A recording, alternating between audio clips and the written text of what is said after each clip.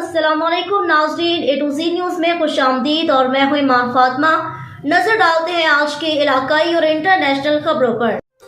आज माशाल्लाह लोधरा मरकज़ी सब ऑफिस से मरकज़ी फोकल पर्सन साजिद इकबाल कुरैशी की क़यादत में मुल्तान एलसी लोधरा बहावलपुर से मुख्तलिफ शोबों से ताल्लुक़ रखने वाले 20 लोगों के वफ़द की Pakistan federation of media and journalist group के मरकज़ी चेयरमैन माहर सईद अहमद साहब से इनके ऑफिस मंडी यजमान में मुलाकात हुई। इस मौके पर मरकज़ी चेयरमैन माहर सईद अहमद साहब ने तमाम लोगों से पाकिस्तान फेडरेशन तंजीम के हवाले से ख़ुसूसी गुफ्तगू की।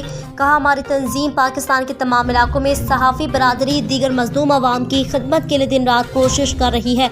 ख़ास तौर पर हमारी तंजीम के मरकज़ी फोकल पर्सन साजिद इकबाल कुरैशी की काविशों से पूरे पाकिस्तान में हमारी तंजीम Pakistan federation of media and journalist group के अहदेदारान व मेंबरान मेहनत कर रहे हैं। अल्लाह ताला का शुक्र अदा करते हैं, हमारे ऊपर और हमारी तंजीम के ऊपर लोग एतमाद करते हैं।